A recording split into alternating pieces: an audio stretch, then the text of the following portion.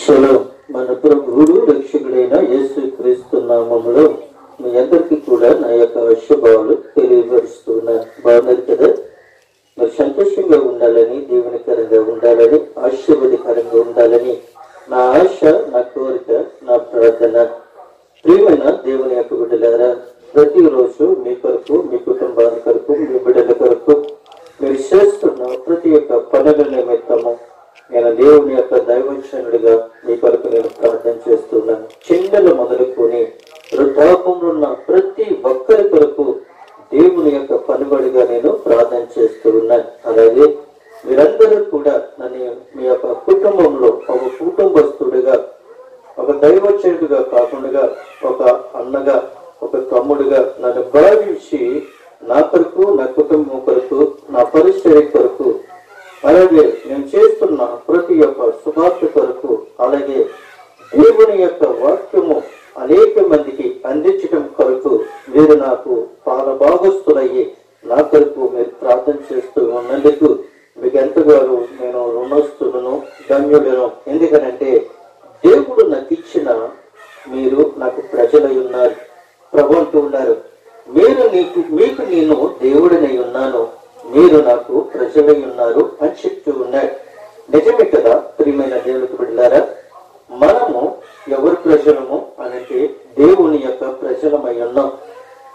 దేవునికి మనం ప్రజలై ఉన్నాము, దేవునికి కుమారులమై ఉన్నాము, దేవునికి కుమార్తెలై ఉన్నాము.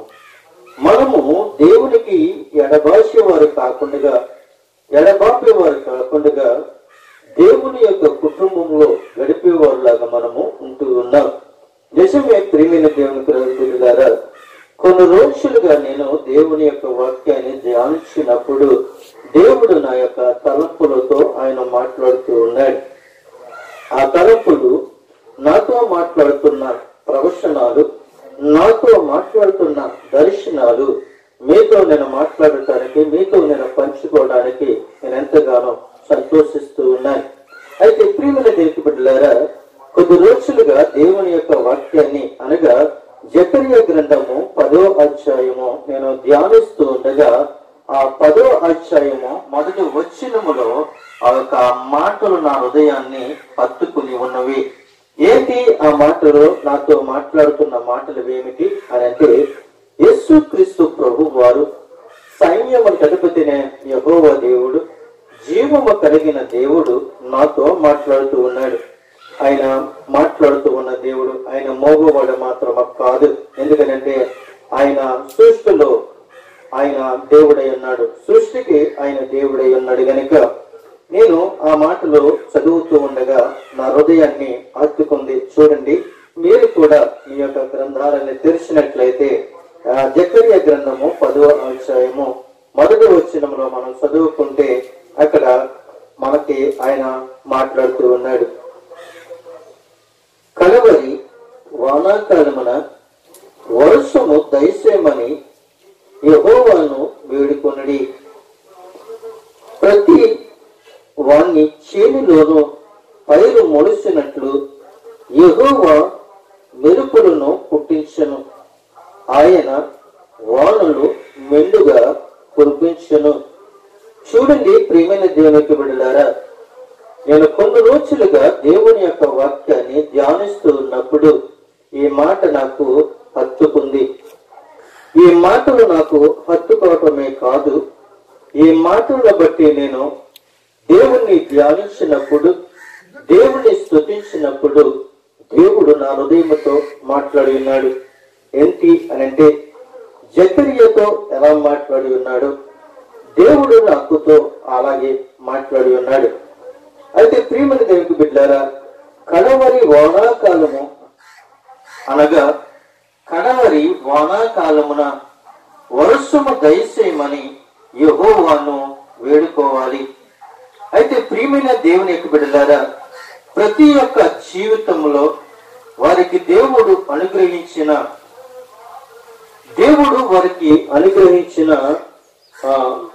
భూములు ఉండొచ్చు, లేకపోతే భూమి నీరు లేక ఎండిపోయి నెలలు తీయవచ్చు.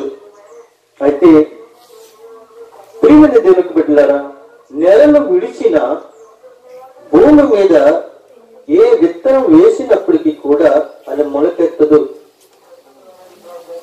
నెలను విడిచిన భూమి మీద ఏ విత్తనం వేసినప్పటికీ కూడా అది మొలకెత్తదు. అయితే ప్రియమైన దేవుని యొక్క బిడ్డలారా, రైతు ఎంత ప్రయాసపడినప్పటికీ కూడా అది ప్రయోజనం లేదు. ఎందుకనంటే రైతు ఒక మార్పు, అయితే ప్రియమైన దేవునికి బిడ్డలారా, రైతు ఒక మార్పు రావాలి. ఎలాగా ఆ మార్పు రావాలి అని ఒకసారి ఆలోచించినట్లయితే రైతు జీవితంలో కొత్త ధనము రావాలి. రైతు జీవితంలో కొత్త ధనము రావాలి అనంటే ముందుగా ఏం కలిగి ఉండాలి అనంటే క్రింద వెతకటము కాదు గాని పైన ఉన్న వాటిని వెతకాలి. ఎందుకనంటే పైన ఎవరున్నారు అనంటే జీవము కలిగిన దేవుడు. ఆయన పైన వాడు గనుక పైకి చూడాలి. చూసి ప్రభువును వేడుకున్నట్లయితే అప్పుడు ఆయన కరుణిస్తాడు. చూడండి ప్రియమైన దేవునికి బిడ్డలారా, ఇలాగా ఒక రైతు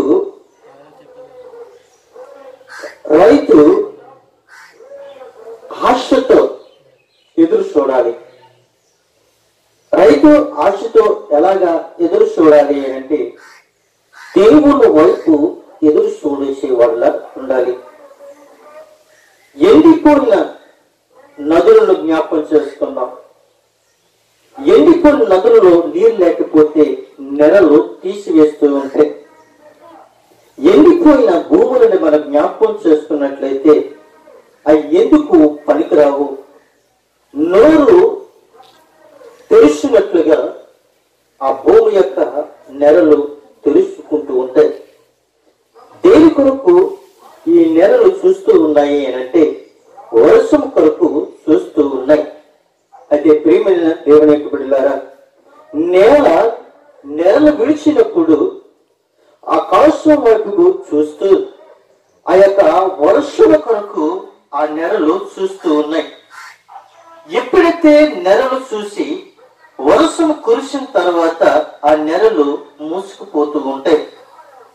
ఒక ఉదాహరణ మనం జ్ఞాపకం చేసుకున్నట్లయితే ప్రతి ఒక్క జీవితంలో ఏదో ఒక లోటు వస్తూనే ఉంటూ ఉంటది.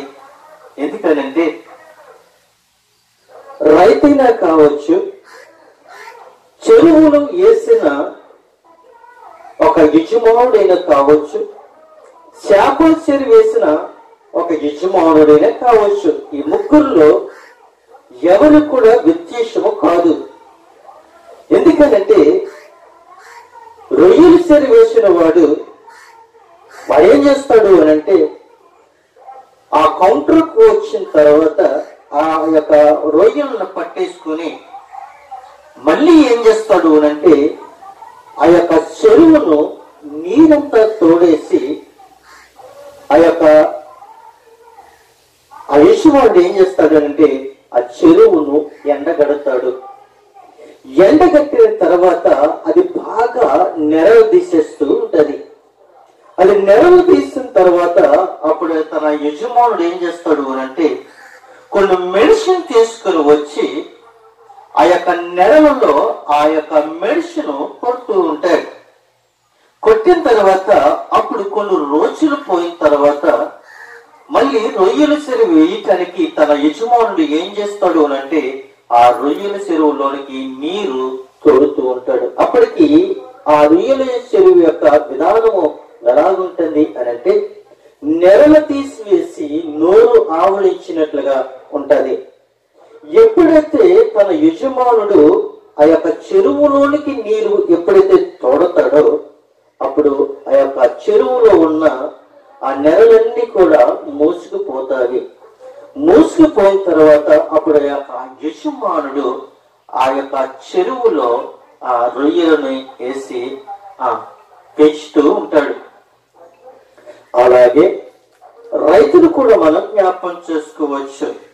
రైతులు కూడా మనము జ్ఞాపకం చేసుకోవచ్చు. ఎందుకంటే రైతు ఏం చేసేవాడు అనంటే చక్కగా భూమిని తడిపి చేర్చపరచడం కొరకు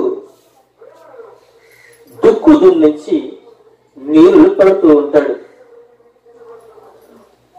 అప్పుడు ఏమవుతూ ఉన్నది అంటే నెలల విడిచిపోయిన నేలకు ఎప్పుడైతే నీరులు కడతాడో అప్పుడు వెంటనే ఆ యొక్క చేనంతా కూడా మెత్తబడి చక్కగా ఏం చేస్తూ ఉంటది అంటే మొలకెత్తటము ప్రారంభిస్తూ ఉంటది. ఆ మొలకెత్తున్నప్పుడు ఆ రైతు యొక్క ముఖములో ఎంత ఆనందము కనబడుతుందో ఒకసారి ఆలోచించండి. అయితే ఇప్పుడైతే మనకి ఏదో ఒక సందర్భంలో మనకి వర్షం కురుస్తూనే ఉంటూ ఉంది.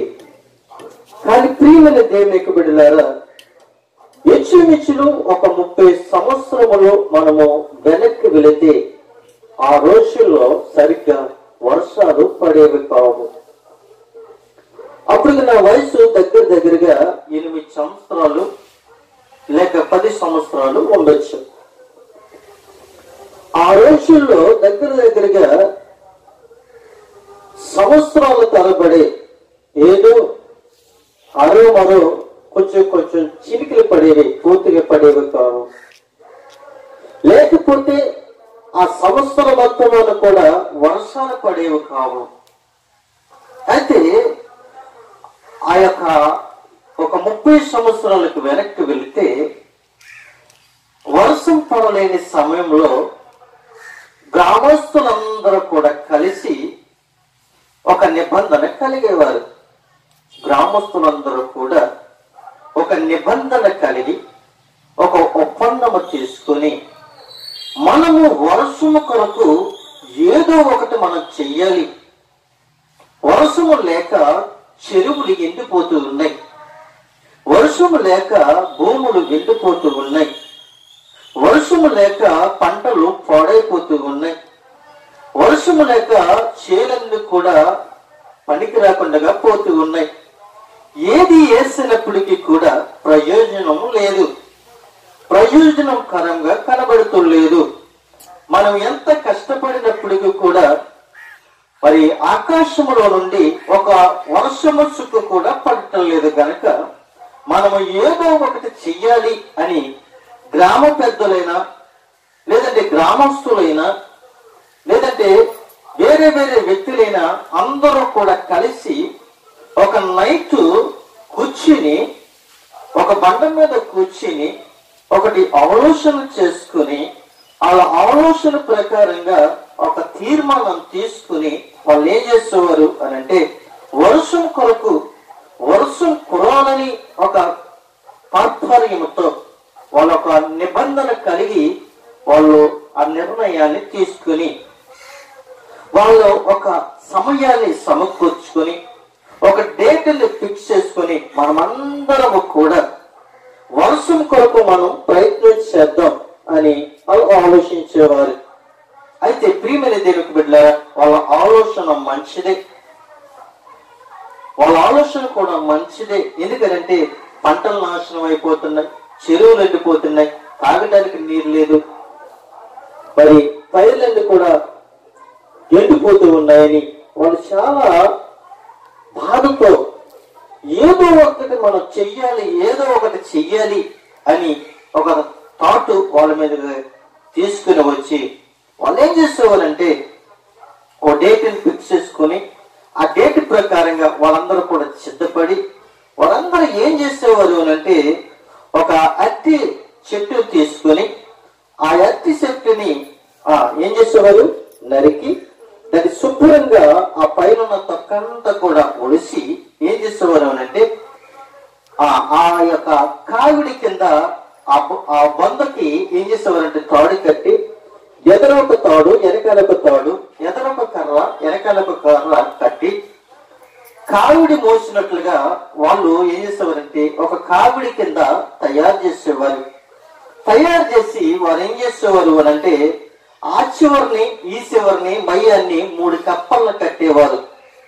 3 కప్పలను కట్టి వారు ఏం చేసేవారు అంటే ఆ కప్పలని తీసుకుని వెళ్తూ ఆ గ్రామం అంతా కూడా తిరిగి తిరిగి తిరిగి ప్రతి ఉదయము 6 గంటల నుండి సాయంకాలం 6 గంటల వరకు కూడా వారు ఏం చేసేవారంటే ఆ కప్పలని ఊరేగించేవారు. కప్పలను ఊరేగించడమే కాదు, ఆ కప్పలని నీటి ద్వారాగా తడుపుతూ ఉండేవారు. ఈ మోస్తున్న వ్యక్తులను కూడా తడుపుతూ ఉండేవారు. వాళ్ళు అలాగే ఏం చేస్తారు అంటే ఆ రోజంతా కూడా దాన్ని ఊరేగించడం మొదలు పెట్టేవారు. నేను దాన్ని చూసి ఆశ్చర్యంగా చూసేవాడిని. నాకు అప్పటికి అర్థం కాదు. ఎందుకంటే అప్పటికి నా వయసు 8 సంవత్సరాలు ఉండొచ్చు, లేక 10 సంవత్సరాలు ఉండొచ్చు. అయితే వాళ్ళు తిరిగినట్లుగా నేను కూడా వాళ్ళతో సరదాగా తిరుగుతూ ఉండేవాడిని. కనీసము వాళ్ళ నోట్ల నుంచి అయ్యో అని ఆకాశం వైపుకు చూసి దేవుణ్ణి వేడుకునేవారు కాదు. ఎందుకంటే దేవుణ్ణి మహిమపరిచేవారు కాదు. వీళ్ళు దేనిని మహిమపరిచేవారు అని అంటే కప్పలని మహిమపరిచేవారు, కప్పలని తడిపేవారు. వారు ఏం చేసేవారంటే వాళ్ళు మోస్తున్న ఆ యొక్క అరటి బొందని ఏం చేసేవారంటే నీళ్లతో తడిపేవారు.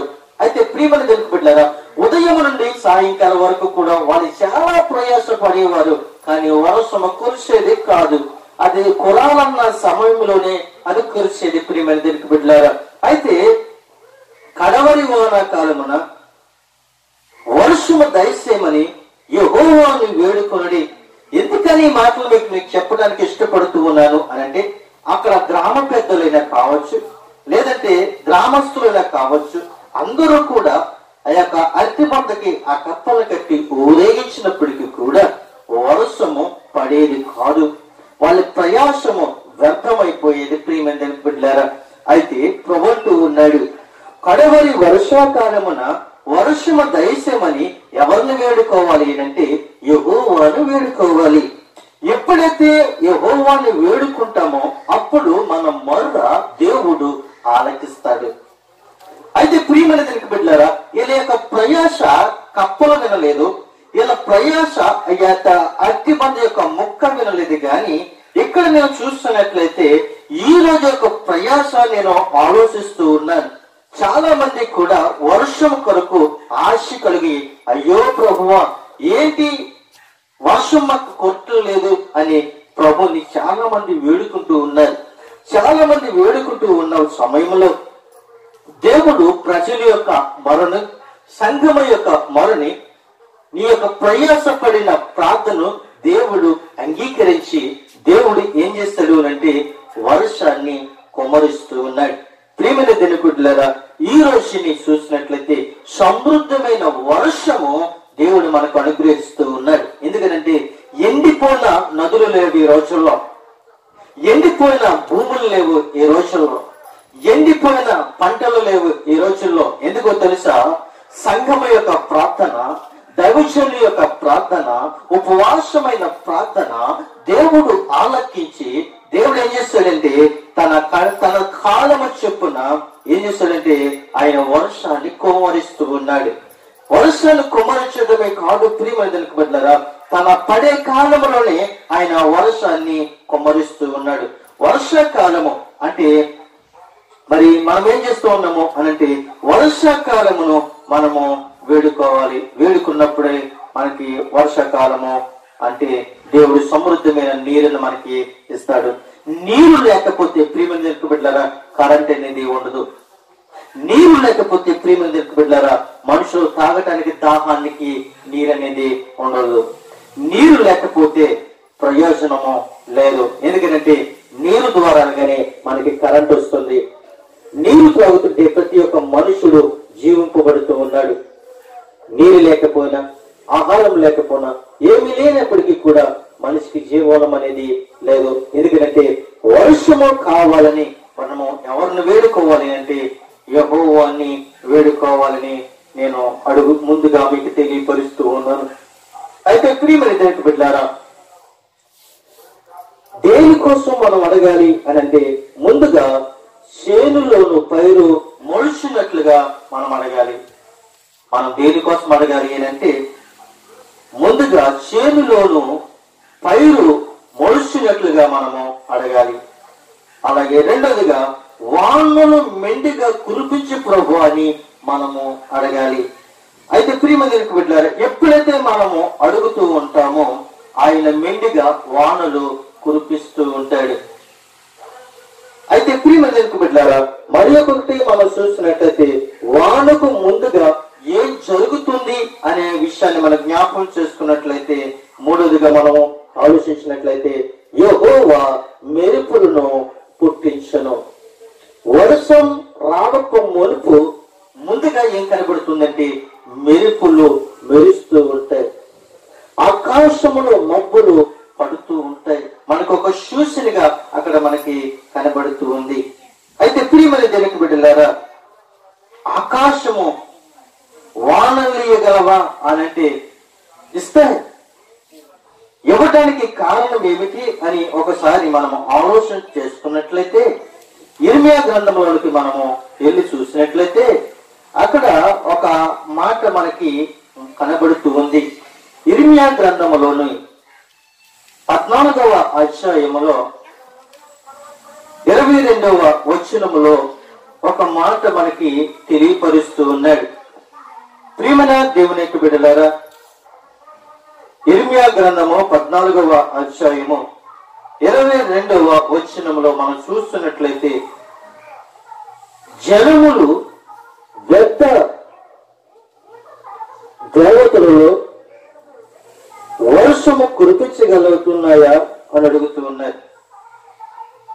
జనములు పెద్ద దేవతలలో వర్షము కురిపించగలుగుతున్నారా? అయితే ఆకాశం వాన వేయగలదా?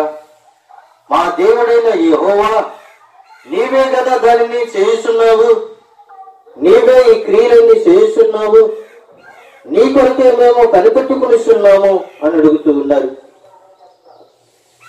చూడండి ప్రియమైన దేవుని బిడ్డలారా, ఈమె మాత్రము నీకు వర్షాన్ని ఇవ్వవు. వీళ్ళు ప్రశ్నిస్తూ ఉన్నారు, వ్యర్థమైనవి వర్షము కురిపించగలవా అని అడుగుతూ ఉన్నారు. నీవు కూడా ఈ రోజుని ఆలోచించు. అయితే ప్రియమైన దేవునికి బిడ్డలారా, ఇవి మీకు ఇవ్వగలవా అని ఒకసారి నువ్వు గ్రహించవలసిన వాడమై ఉన్నావు. మరి ఒక విషయం మనం చూసినట్లయితే, తొలకరి వర్షము కడవరి వర్షము మీకు అనుగ్రహించను. యోవేలు 2వ అధ్యాయము 23వ వచనంలో మనం చూసినట్లయితే, ప్రియమైన దేవునికి బిడ్డలారా, అక్కడ సీయోను జనులారా ఉత్సాహించి మీ దేవుడైన యెహోవా యందు సంతోషించుడి, తన నీతిని బట్టి ఆయన తొలకరి వర్షమును మీకు అనుగ్రహించును. వాన కురిపించి పూర్వముందు వలె తొలకరి వర్షమును కడవరి వర్షమును మీకు అనుగ్రహించును అని ఈ యోవేలు మరి గ్రంథములో మనం చూస్తూ ఉన్నాము. ప్రియమైన దేవునికి బిడ్డలారా, అయితే ఇక్కడ మనం చూసినట్లయితే ఆయన సర్వశక్తి గల దేవుడని మనం నమ్మాలి. ఆయన జీవము కలిగిన దేవుడని మనం నమ్మాలి. అయితే ప్రియమైన దేవునికి బిడ్డలారా, దేనిని మనం వేడుకుంటున్నామో, దేని కొరకు మనం ఎదురు చూస్తూ ఉన్నామో ఒకసారి మనం జ్ఞాపకం చేసుకున్న వర్షమాయ ఉన్నాం. అయితే మరి ఒక మాట మనం చూసినట్లయితే, వర్షం ఎప్పుడు కురుస్తుంది అనంటే దాని కాలమున వర్షమును కురిపించను. ద్వితీయోపదేశ కాండంలో మనం చూసినట్లయితే అక్కడ ఆ మాట మనకి కనబడుతూ ఉంది. ద్వితీయోపదేశ కాండము 11వ అధ్యాయం 14వ వచనంలో చూసినట్లయితే, దాని కాలమున వర్షము కురిపించదను అంటున్నాడు. మీ దేశములకు వర్షము అనగా తొలకరి వానను కడవరి వానను దాని కాలమును కురిపించదను.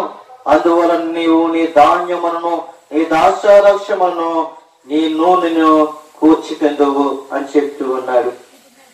దాని కాలమందే కురుస్తుంది, కానీ దాని కాలమందే కురుస్తుంది. ప్రియమైన దగ్గర శీతాకాలంలో వర్షం కురమంటే కురదు, శీతాకాలంలో వర్షం కురమంటే కురదు. ప్రియమైన దగ్గర వేసవకాలంలో చలి పెట్టమంటే పెట్టదు ప్రియమని దేనికి పెట్టారా. వర్షాకాలం వర్షాకాలమే, శీతాకాలం శీతాకాలమే, వేసవకాలం వేసవకాలమే.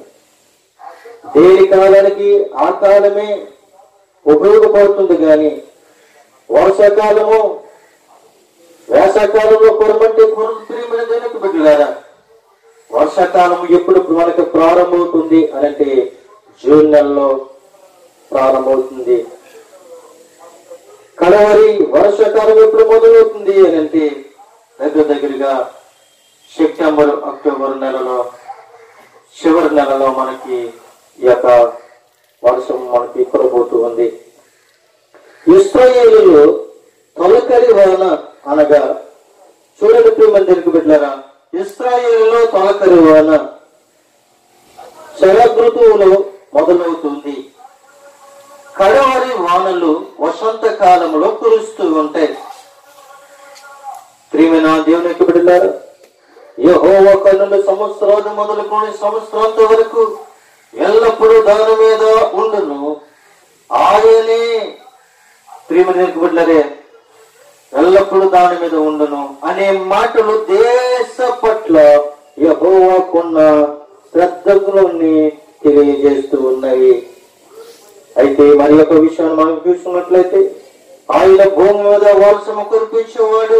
యోబు గ్రంథము 5వ అధ్యాయము 10వ వచనములో ప్రియమైన దేవుని బిడ్డలారా, ఆయన భూమి మీద వర్షము కురిపించేవాడు.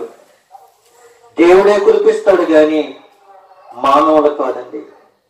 మానవులమైన మనము దేవుణ్ణి వేడుకుంటే దేవుడు ఏం చేస్తాడండి, భూమి మీద వర్షము కురిపిస్తాడు. కురిపించిన తరువాత పొలముల మీద నీళ్లు ప్రవహింపజేయవాడు ఆయనే. వర్షం కురిసిన తర్వాత పొలముల మీద నీళ్లు ప్రవహింపబడుతూ ఉంటాయి. అయితే ప్రియమైన దేవునికి బిడ్డలారా,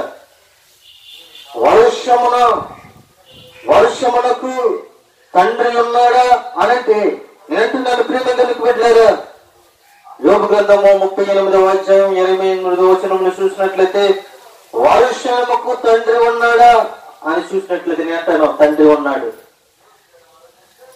సైన్యములకు అధిపతి యెహోవా దేవుడే మా తండ్రి. వానను కురిపించే దేవుడు, వానలను మెండుగా కురిపించే దేవుడు. ఎప్పుడైతే వానలు కురిపిస్తాడో మంచు బిందువులను పుట్టించేవాడు ఎవరు అనంటే నా ప్రభువైన యేసుక్రీస్తే. వర్షమునకు తండ్రి ఉన్నాడా, మంచు బిందువులకు పుట్టించిన వాడు ఎవడు అనంటే దేవుడే. వర్షం కురిపించేవాడైనా, మంచు బిందువులు కురిపించేవాడైనా, దేనికాలను దాన్ని సమకూర్చేవాడైనా ఆయన ప్రియమందిరకు బిడ్డలారా. వర్షమును కుమ్మరించేవాడు ఎవరు అనంటే నా ప్రభువైన యేసుక్రీస్తే. వర్షమును కుమ్మరించేవాడు ఎవడు అనంటే యోబు గ్రంథము 38వ అధ్యాయం 38వ వచనంలో ఆ మాట మనకి కనబడుతుంది. వర్షమును కుమ్మరించేవాడు ఎవరు? వర్షమును కుమ్మరించేవాడు నా ప్రభువైన దేవుడే.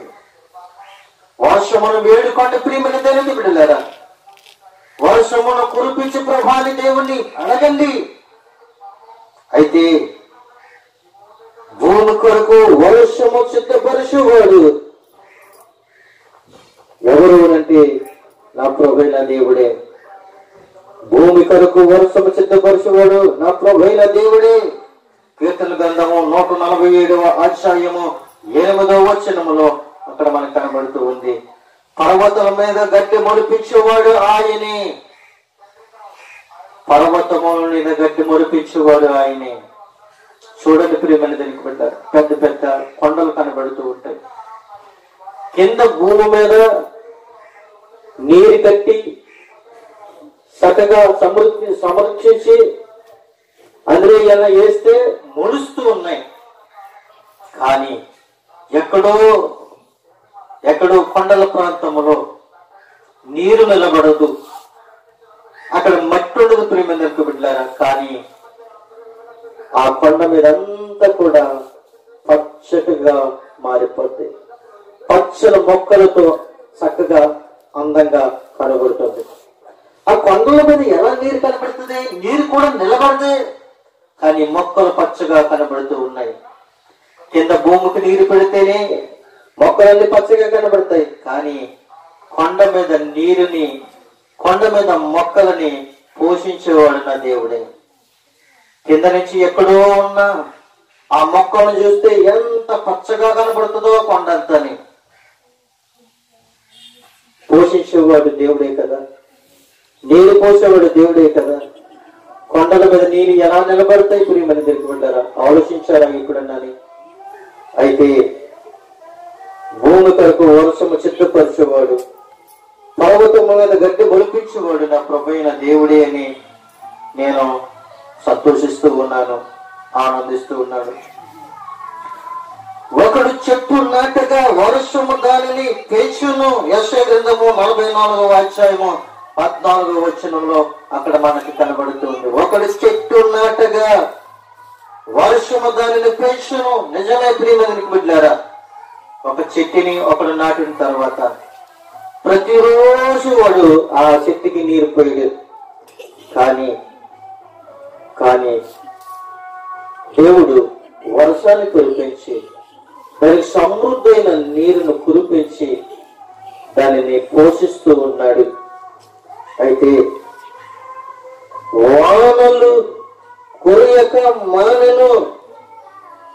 ఇర్మియా గ్రంథము 3వ అధ్యాయం 3వ వచనంలో మనం చూసినట్లయితే కడవరి వర్షము లేకపోయి ఉన్నది అని చెప్తూ ఉన్నాడు.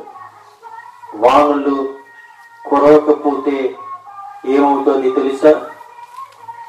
ఏమవుతుంది ప్రియమందిరికి బిడ్డలారా? ఒకసారి నువ్వు జ్ఞాపకం చేసుకోవాలి. మరి ఒక విషయాన్ని మనం జ్ఞాపకం చేసుకున్నట్లయితే పరిశుద్ధాత్మ దేవుడు మనతో ఆయన మాట్లాడుతున్నాడు. దేశము వర్షము కురవకపోయినందున నేల చీలి ఉన్నది. ఇర్మియా గ్రంథము 14వ అధ్యాయము 4వ వచనంలో మనకి కనబడుతూ ఉన్నది. దేశము వర్షము కురవక పోయినందున నేల చీలి ఉన్నది. సేద్యము చేసేవాడు సిగ్గుపడి పొలంలో కప్పుకొనుచున్నారు. ఋతువుల ప్రకారం వర్షము కురిపించదనని యెహెజ్కేలు గ్రంథములో 34వ అధ్యాయం 26వ వచనంలో అక్కడ కనబడుతూ ఉన్నది. ఋతువుల ప్రకారం వర్షమును కురిపించదను, దీవెనలకు వర్షము కురిపించదను అంటూ చెప్తూ ఉన్నాడు. ప్రియమైన దేవునికి బిడ్డలారా, ఆయన ఉదయించేవాడు. హోషేయ గ్రంథము 6వ అధ్యాయం 3వ వచనంలో చూసినట్లయితే వర్షము వలె ఆయన మన యొద్దకు వచ్చును. వర్షము వలె ఆయన మన యొద్దకు వచ్చును. భూమిని తడిపినట్టి తొలకరి వర్షము కడవరి వర్షము వలె ఆయన మన యొద్దకు వచ్చును. చూడండి ప్రియమందిరికి బిడ్డలారా, వర్షము వలె ఆయన మన యొద్దకు వచ్చును. నీ ఇంటిలో ఏదైనా శుభకార్యం జరిగినప్పుడు, ఒక వివాహం జరిగిన, లేదంటే వేరే కార్యక్రమం జరిగినప్పుడు వర్షం చినుకులు పడుతున్నాయి అనుకోండి, ఎంత భయపడిపోతారో తెలుసా? వర్షం పడిపోతుంది. దిక్కుమాల వర్షం ఇప్పుడే పడాలా? దిక్కుమాల వర్షం ఈ రోజే పడగల? బిడ్డలారా, ఆ వర్షం పడ్డాది అనంటే, ఆ వర్షం పడుతుంది అనంటే ఆయన వచ్చి నిన్ను ఆశీర్వదించడానికి వచ్చాడని అర్థము. నీ కుమారుడినైనా, నీ కుమార్తెనైనా, నీ కుటుంబాన్నైనా, నువ్వు చేస్తున్న కార్యక్రమం వర్షం రూపంలో దేవుడు వచ్చాడు అని చెప్తూ ఉన్నాడు. దేవుడు ఆశీర్వదించడానికి వస్తూ ఉన్నాడు. ప్రియమైన దేవుని బిడ్డలారా, నీ గృహంలో పెళ్లి జరిగినప్పటికీ కానీ, నీ ఇంట్లో శుభకార్యం జరిగినప్పటికీ కానీ వర్షం వస్తుందని నువ్వు చింతపడొద్దు, వర్షం కురుస్తుందని నువ్వు బాధపడొద్దు. ఎందుకు తెలుసా? వర్షం రూపంలో దేవుడు నీ ఇంటికి వచ్చి నీ కుమారుణ్ణి, నీ కుమార్తెని, నిన్ను, నీ కుటుంబాన్ని ఆశీర్వదించడానికి ఆయన వస్తూ ఉన్నాడు. తొలకరి వర్షం చెప్పున, కలవర వర్షం చెప్పున ఆయన మన యొద్దకు వస్తూ ఉన్నాడు. ఈ రోజు నీ వాక్యం విన్నప్పుడు నేను చాలా సంతోషించాను. ఏదైనా శుభకార్యం జరిగినప్పుడు చిన్న ఆ వర్షం చినుకులు పడినప్పుడు నేల తడిసిపోయినప్పుడు అయ్యో ఎందుకు వచ్చింది ఈ వర్షం, ఈ కార్యక్రమం పాడు చేయడానికి వచ్చిందేమో అని అనుకునేవాడిని. కానీ ఎప్పుడైతే ఈ మాట నేను విన్నప్పుడు దేవుడు నాతో ఆయన మాట్లాడుతూ ఉన్నాడు. ఆయన ఉదయించే సూర్యుడు అని నేను భావిస్తూ ఉన్నాను. ఆయన ఉదయించే సూర్యుడు, ఆయన 1000 సూర్యుల కంటే తేజోమయుడు. ప్రియమంతులకు బిడ్డలారా, ఆయన ఇంకొక విషయం చెప్తున్నాడు, నీతి వర్షము. ప్రియమంతులకు బిడ్డలారా, వర్షానికి అవినీతి లేదు, వర్షానికి స్వార్థము లేదు, వర్షానికి క్రోధము లేదు, వర్షానికి పాపము లేదు, వర్షానికి నిన్ను దూషించే లక్షణాలు వర్షానికి లేవు. ప్రియమంతులకు బిడ్డలారా, హోషేయ 10:12 మనం చూస్తూ ఉన్నాం. నీతి వర్షము కురిపించినట్లు ఇదివరకెన్నడను దున్నని బీడు భూములని దున్నడి. ఆయన అంటున్నాడు, నీతి వర్షము కురిపించినప్పుడు ఇది ఎన్నడను దున్నని భూములకి ఏం చేస్తున్నాడంటే దున్నండి. ఆయన నీతి వర్షం కురిపించే దేవుడు. మనుషుల్లో అసూయ ఉండొచ్చేమో గాని, మనుషుల్లో పాపం ఉండొచ్చేమో గాని, మనుషుల్లో కుత్తురకం ఉండవచ్చేమో గాని, మనుషుల్లో దుర్భాష ఉండొచ్చేమో గాని, కానీ వర్షములో ఏ స్వార్థము లేదు.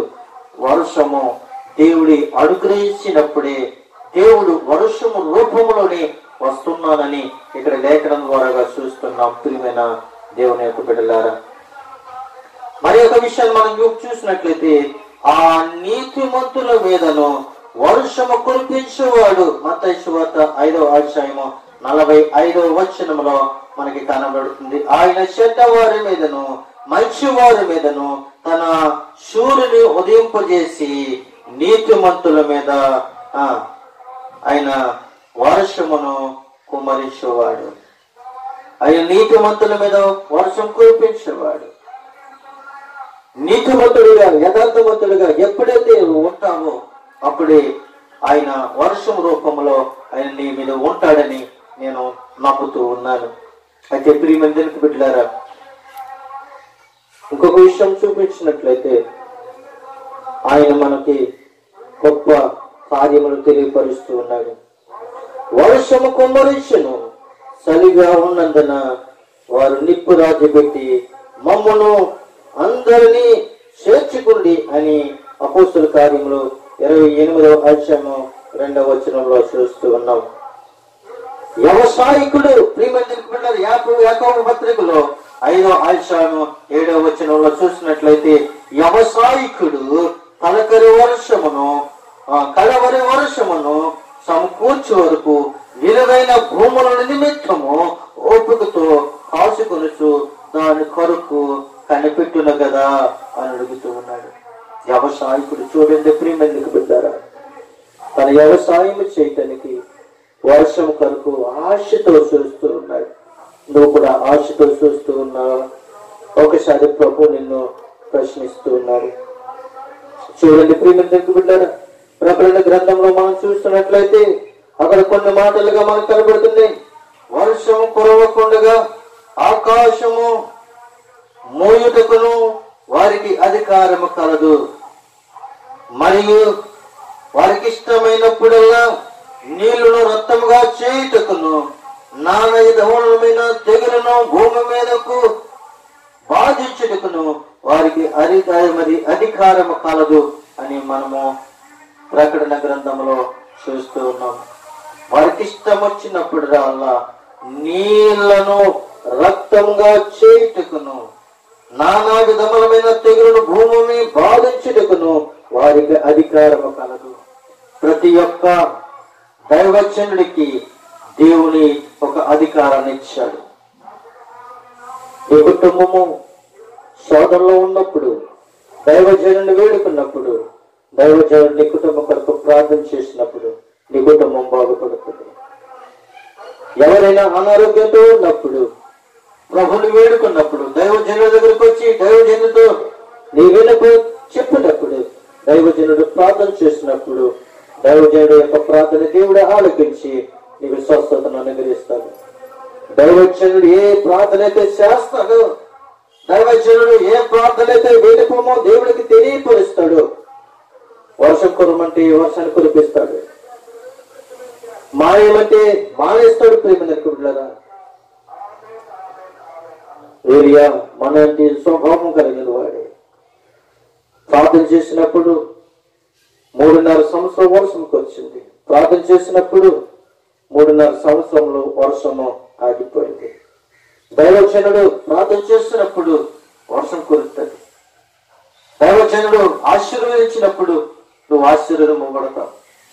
దైవజనుడు ఆశీర్వదమే కాదు, ప్రియమైన బిడ్డలారా, నీరు రక్తంగా కూడా మార్చగల సమర్థుడు. దేవుడు అంత శక్తిని ఇచ్చాడు, అంత బలాన్ని ఇచ్చాడు, అంత హోదాన్ని ఇచ్చాడు. కానీ దైవజనుడు శపించే వ్యక్తి కాదు, నీరును రక్తంగా మార్చే వ్యక్తి కాదు.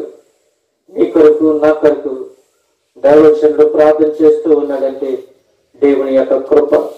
ప్రియమైన బిడ్డలారా, మనము వర్షం కొరకు, కలకరి వర్షం కొరకు, కడవరి వర్షం కొరకు కురవాలి అనంటే మనము ఎవరిని వేడుకోవాలి అనంటే యెహోవాని వేడుకోవాలి.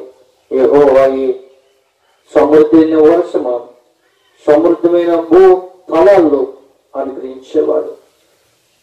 ప్రియమైన దేవుని బిడ్డలారా, నీ జీవితంలో ఫలించి అభివృద్ధి పొందాలంటే యెహోవాని వేడుకోండి. జీవము కలిగిన దేవుడిని బతిమాలుకోండి. సైన్యములకు అధిపతిని యెహోవాని వేడుకోండి. రక్షకుడైన యేసుక్రీస్తును బతిమాలుకోండి. యేసుక్రీస్తు మన పక్షాల నుండి తండ్రిని వేడుకున్నప్పుడు తండ్రి యొక్క తన యొక్క కుమారుడి యొక్క విన్నపాలు విని తండ్రి మనకి సమృద్ధమైన వానను, సమృద్ధైన ఆత్మను, సమృద్ధమైన పరిశుద్ధాత్మ శక్తిని మన మీద కుమ్మరిస్తాడని తెలియపరుస్తూ నా మాటలను ముగిస్తూ ఉన్నాను. కొద్ది మాట